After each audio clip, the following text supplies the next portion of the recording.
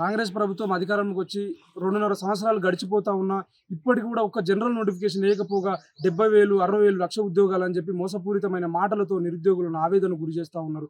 దానిలో భాగంగానే 14 మంది నిరుద్యోగులు చనిపోయారు.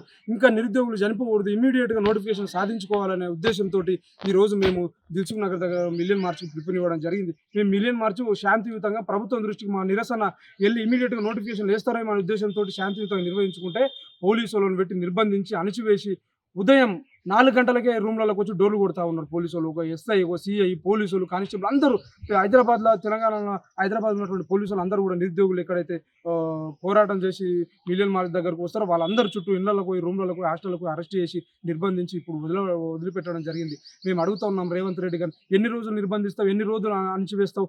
రేపు 13 తారీఖున కూడా మేము నిరుద్యోగ మార్చుకు పిలుపునిస్తా ఉన్నాం. నువ్వు ఎన్నిసార్లు మా ఉద్యమాలను అణచివేసే ప్రయత్నం చేస్తే మేము అన్ని ఉద్యమాలను ఎత్తుకుంటాం. మీ తెలంగాణ గడ్డ పోరాటాల అడ్డ. ఎవరు అణచివేస్తే, ఎవరు నిర్బంధిస్తే మాత్రం నిరుద్యోగులు ఎవరు మాపే ప్రసక్తి లేదు.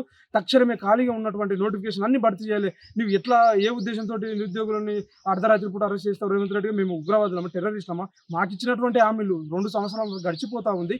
ఇప్పటి కనీసం అసలు నువ్వు నోటిఫికేషన్ ఇస్తావా, ఇయ్యవా అని చెప్పి మేము అడుగుతా ఉన్నాం. నువ్వు ఇయ్యనంటే నోటిఫికేషన్ ఎప్పుడు ఇస్తావో, ఎలక్షన్ ముందు ఇస్తావా, ఇంకెప్పుడు ఇస్తావో చెప్తే మేము ప్రైవేట్ జాబ్లు జొమాటోలో, స్విగ్గీలో డెలివరీ చేసుకుంటూ మేము కొంచెం ఆదాయం కూడా కట్టుకుని ప్రిపరేషన్ అవుతాం కదా. నువ్వు త్వరలో నోటిఫికేషన్ అని చెప్పి మాయమాటలతో 70,000, 60,000 లక్ష ఉద్యోగాలు అని చెప్పి మాయమాటలతో ఇంకెంతమంది నిరుద్యోగుల ప్రాణాలు తీస్తారు?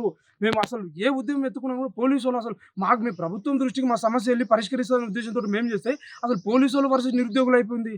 పోలీసు వాళ్ళని అర్థం చేసుకుని, మీ కుటుంబాలలో కూడా పిల్లలు ఉంటారు కదా, మీ కుటుంబాల్లో కూడా నిరుద్యోగులు ఉంటారు. మేము ఈరోజు మాకు ఊళ్ళలోకి వెళ్ళి అమౌంట్ కట్టక మేము హైదరాబాద్లో ప్రైవేట్ ఉద్యోగాలు చేసుకుంటూ మాకు ఉద్యోగాలు వస్తే మేము జాబ్లు కొట్టుకుంటాం అనే ఉద్దేశంతో డబ్బులు ఆదాయం లేక ఆర్థికంగా, మానసికంగా కుమిలిపోయి మేము ఉద్యమాలు చేసి నోటిఫికేషన్ సాధిస్తూ ఉంటే ఈరోజు గవర్నమెంట్ ఉద్యోగులు, పోలీసు డిపార్ట్మెంట్లో ఉన్న వాళ్ళ పిల్లలు, వీళ్ళకి శాలరీ వస్తాయి కాబట్టి ఆ పిల్లల్ని చదివించుకోగలుగుతారు, ఎన్ని రోజులైనా అమౌంట్ పెట్టగలుగుతారు. కానీ మా పరిస్థితి ఎట్లా? దానిలో భాగంగానే మేము ఈరోజు మిలియన్ మార్చ్కు పిలుపునిస్తే చాలామంది పోలీసు వాళ్ళు, అసలు ఆ పోలీసు వాళ్ళని, వాళ్ళ నియమాలను కూడా అర్థం కానటువంటి పరిస్థితి.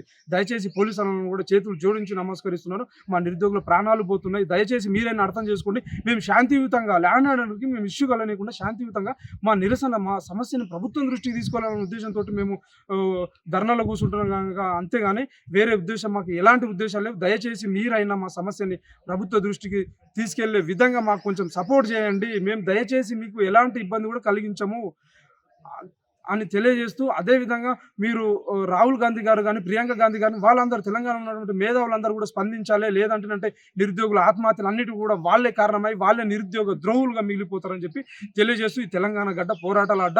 మీరు ఎన్ని నిర్బంధాలు పెట్టినా, ఎంత అణిచివేస్తే కూడా నిరుద్యోగులందరం అంతా ఇది పోరాటాలు చేస్తాం. ఖచ్చితంగా మా నోటిఫికేషన్లు సాధించుకునేదాకా మేము ఎట్టి పరిస్థితుల్లో వెనుకడుగు వేయమని చెప్పి రేవంత్ రెడ్డి ప్రభుత్వానికి ఖబర్దారు తెలియజేస్తూ, ఇమీడియట్గా నీవు గనక నోటిఫికేషన్ విడుదల చేయకపోతుందంటే మేము మీ ఎమ్మెల్యేలు, మంత్రులు, సీఎం ఇళ్ళని ముట్టడిస్తాం. ఇక ఉద్యమాలు, ధర్నాలు చేయము, డైరెక్ట్ మీ ఇళ్ళని ముట్టడిస్తామని తెలియజేస్తున్నాను.